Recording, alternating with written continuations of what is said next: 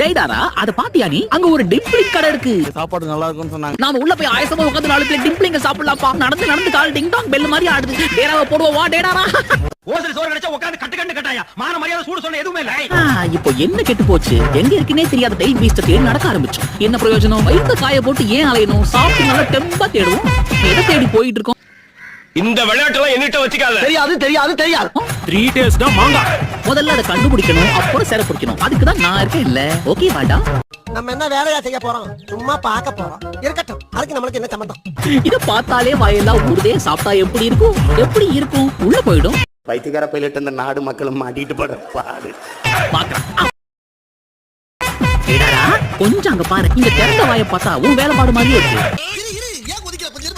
இத பார்த்தா உன்னோட கலை நுணுக்கம் தான் என் மனசுக்கு படுது. ஒரிஜினல் காப்பி போல இருக்கு.